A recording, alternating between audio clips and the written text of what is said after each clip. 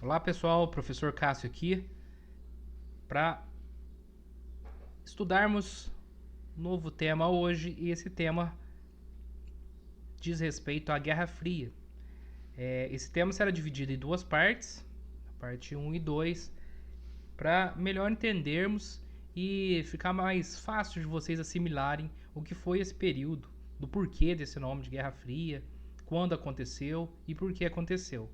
Então, antes de mais nada, a gente tem que relembrar um pouquinho como que foi o final da Segunda Guerra. A Segunda Guerra ela acaba em 1945 com a rendição primeiramente ali dos países do eixo Alemanha e Itália e alguns meses mais tarde a rendição do Japão. Com isso, os aliados que saíram vencedores, eles começam a fazer uma divisão meio que ideológica, social, política do mundo.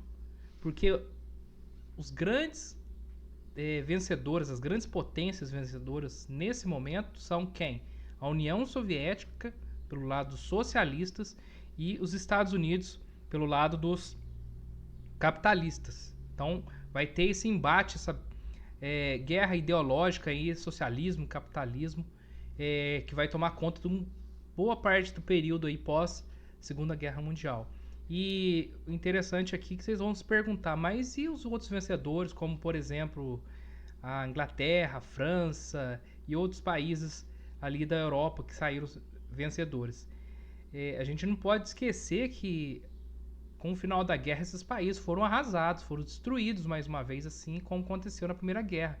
Então eles teriam que se reestruturar, se reerguer novamente para se voltarem para o mercado mundial como grandes potências novamente. Mas isso vai levar um tempo, inclusive financiamentos aí vão vir de partes tanto dos socialistas com a União Soviética com os capitalistas liderados pelos Estados Unidos. Então o grande embate dessa guerra aí, já antecipando, vai ser essas duas potências, Estados Unidos e União Soviética, que se sobressaíram pós Segunda Guerra Mundial. Então vamos lá entender como que foi que isso tudo aconteceu. Então a Guerra Fria foi uma luta político-militar entre, como eu disse, o socialismo e o capitalismo, liderada União Soviética e Estados Unidos. Isso iniciou-se, como eu disse para vocês, aí após a Segunda Guerra Mundial. Mais precisamente ali por volta de 1947, quando o presidente americano Henry Truman fez um discurso no Congresso americano afirmando que os Estados Unidos poderiam intervir em governos não democráticos, ou seja, governos que não fossem partidários do capitalismo, que eles estivessem ligados ao socialismo. Essa época ficou assim conhecida porque ambos países nunca se enfrentaram diretamente num conflito bélico. Então, esse nome Guerra Fria é por conta disso, uma guerra que ficou ali entre embates científicos, tecnológicos, econômicos, bélicos, mas diretamente Estados Unidos e União Soviética nunca entraram em conflito um contra o outro. O que aconteceu foi conflitos entre partes que defendiam o socialismo e o capitalismo em alguns locais, como Vietnã, países como Vietnã, Coreia do Norte e outros aí espalhados pelo mundo. Cuba também. Então, alguns pequenos conflitos houveram, mas entre Estados Unidos e União Soviética nunca houve uma guerra. Até porque se houvesse uma guerra entre essas duas potências, boa parte do mundo aí não seria como a gente conhece hoje, né? Até por conta das bombas atômicas que os Estados Unidos, por exemplo, já havia criado. Então seria uma coisa perigosíssima e ficou mais nesses campos, essas disputas aí entre as duas potências. A Guerra Fria ela vai terminar com a queda do Muro de Berlim, que durante a nossa aula vocês vão entender o que foi esse Muro de Berlim, que representou. Isso aconteceu em 1989. E marcou também o fim ali da União Soviética, o início do fim, que se encerrou basicamente em 1991. Os Estados Unidos foram os vencedores desse conflito, né, desse peculiar conflito, pois sua situação econômica era superior à russa.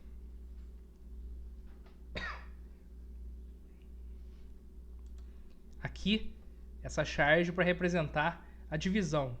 Quando vocês ouviram falar mundo bipolar, é dividido nessas duas potências, Estados Unidos, do lado capitalista, e os socialistas representados pela União Soviética. E aqui a gente representa os, digamos, os mascotes de cada país, né? Do lado dos Estados Unidos, a águia, e do lado dos russos, os ursos. Então vamos ver como é que foi o início disso tudo. Em 1947, com o objetivo de combater o comunismo e a influência soviética, o presidente Henry Truman proferiu um discurso no Congresso americano. Nele afirmava que os Estados Unidos se posicionariam a favor das nações livres, aquelas que não fossem comandadas por regimes comunistas ou socialistas, que desejassem resistir essa tentativa de dominação externa. No mesmo ano, o secretário dos Estados Unidos, né, do país aqui citado, George Marshall, lançou o famoso Plano Marshall, que propunha o quê? Ajuda econômica aos países da Europa Ocidental, né, aqueles países que sofreram com a guerra. Então, ia ajudar economicamente eles se reerguerem. Afinal, os partidos de esquerda cresciam devido ao desemprego e à crise generalizada. Os Estados Unidos temiam perdê-los para a União Soviética. Então, para não perder o apoio desses países aí, que não passassem para o lado dos comunistas ou dos países que quisessem envolver com a União Soviética, eles começaram a ajudar economicamente para eles se reerguerem e continuarem o sistema democrático e também econômico capitalista. Como resposta a isso tudo, a União Soviética criou o Cominform, que é basicamente o que os Estados Unidos criou, só que para o lado dos socialistas. Ele é organizado, um organismo encarregado de conseguir a união dos principais partidos comunistas europeus. Também era sua tarefa afastar da supremacia norte-americana os países sobre sua influência, gerando um bloco de cortina de ferro. Além disso, foi criado em 1949 a Comecon, uma espécie de plano Marshall para os países socialistas. Então, do mesmo jeito que os americanos pensavam sobre os socialistas pensavam sobre os americanos. E aqui, gente, é importante vocês entenderem que isso é uma jogada de ambas as partes. O que um faz, o outro faz para tentar chamar mais países para o seu lado, com isso ganhar mais influência. Então, um criava um projeto, o outro criava um projeto parecido, com outro nome, mas com as intenções parecidas. Ou seja, conseguir o maior número de influências, países de influência para o seu lado, ou socialista ou capitalista. Aqui representando mais uma vez essa disputa ideológica, armamentista, tecnológica, etc.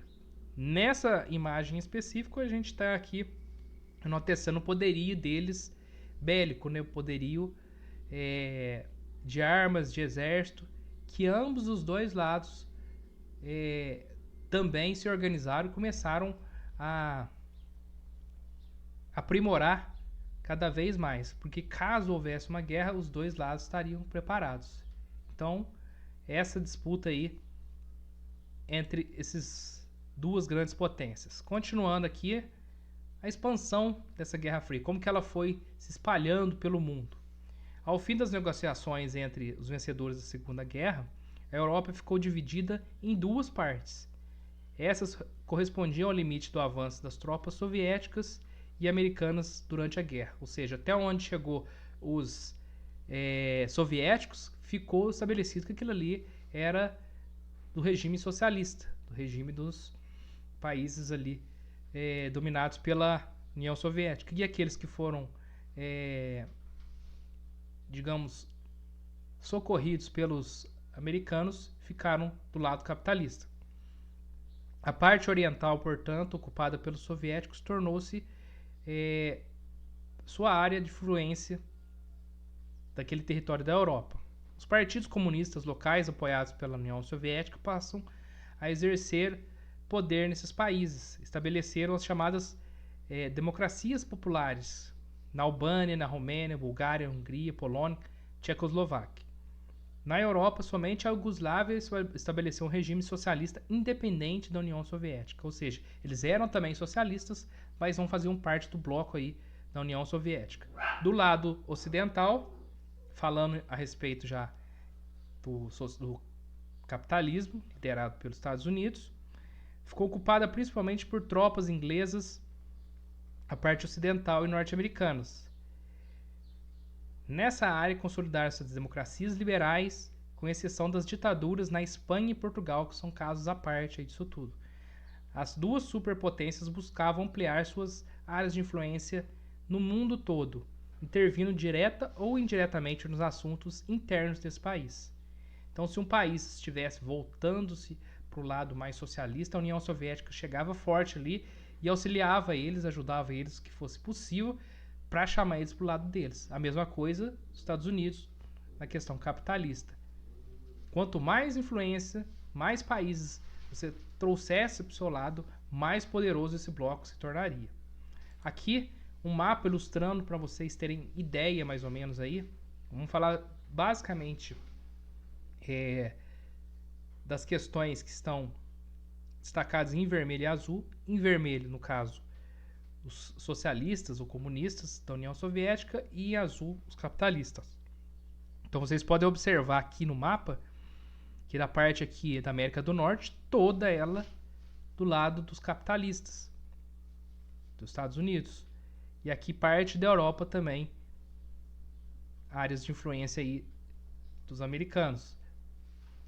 Ao redor do globo aqui, ao redor do mundo, a gente pode ver esses pequenas demarcações em X aqui como áreas de influência de um país ou outro. Então a União Soviética em destaque em vermelho, vocês podem ver os xizinhos aqui, são onde eles tentavam manter influência comunista. E os que estão em xizinho azul, por parte dos americanos, a influência capitalista. Então, isso aqui é um panorama mais ou menos do que foi esse período no mundo, dessa divisão e essa busca de influências. E o Brasil nessa história? O Brasil pendendo, lógico, para o lado dos Estados Unidos. Vocês veem que aqui não tem nenhuma área de influência da União Soviética em nenhuma parte aqui em destaque do nosso país.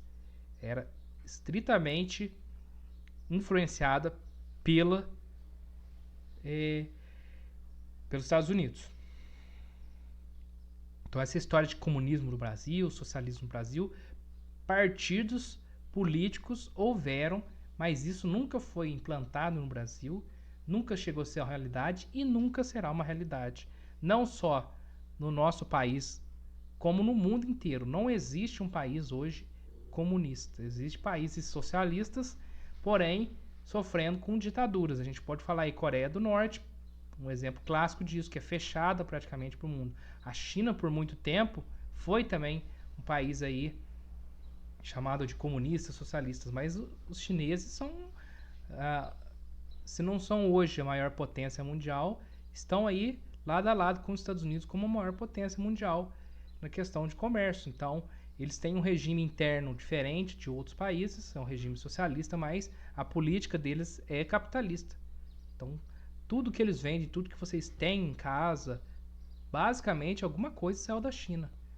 Um país que é socialista, ele não faz negócio. Um país que ele é comunista, ele vive e depende das suas próprias necessidades e conquistas no seu próprio território, não fora dele.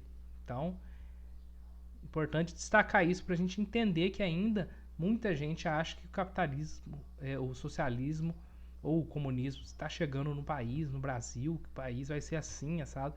Nada a ver. Vamos falar agora de alguns pontos interessantes aí, que foram alguns tratados que houveram, algumas alianças políticas que surgiram nesse período. A OTAN e o Pacto de Varsóvia. Então, nesse período, houve a formação dessas alianças político-militares. A OTAN representada aqui pelos Estados Unidos e esses outros países aqui que vocês podem observar. E o Pacto de Varsóvia, liderado pela União Soviética, e que também tinha intenções parecidas com essa organização do Tratado Atlântico Norte, liderado pelos Estados Unidos. Então vamos conhecer um pouquinho e entender o que foi isso. Então vamos lá. A OTAN, Organização do Tratado do Atlântico Norte, que foi fundada em 1949, era composta inicialmente por Estados Unidos, Canadá, Reino Unido, França, Bélgica, Países Baixos, onde hoje é a Holanda, né? Luxemburgo, Dinamarca, Noruega, Finlândia, Portugal, Itália. Mais tarde juntaram-se a Alemanha Ocidental, Grécia, Turquia, opondo toda a Europa Ocidental à União Soviética. Então toda a Europa Ocidental, que são esses países todos, tirando alguns como Canadá, que é aqui da América do Norte, todos eram o oposto. Então tudo que fazia parte, todos esses países do lado ocidental, era do lado dos capitalistas, contra os socialistas. E em 1955, para combater esse avanço aí capitalista, também criando um projeto parecido, a União Soviética cria o chamado Pacto de Varsóvia para impedir o avanço capitalista em sua área de influência. No ano de sua formação faziam parte, encabeçadas, é lógico, pela União Soviética, Albânia, Alemanha Oriental, Bulgária, Tchecoslováquia, Hungria, Polônia e Romênia. Os dois pactos tinham em comum um compromisso de mútua proteção entre seus membros, pois entendiam que a agressão a um deles atingiria a todos. A gente já viu essa história. Então, se houvesse um ataque do lado capitalista ao lado socialista, isso poderia promover, aí sim, uma guerra, mais uma vez, a níveis mundiais, uma terceira guerra mundial. Mas isso, graças ao bom Deus, nunca aconteceu. Apenas alguns pequenos conflitos aí em alguns países específicos por zonas de influência. O Pacto de Varsóvia desapareceu em 1990, 91 ali, quando foi o fim da Guerra Fria, né, quando a União Soviética praticamente se desfez.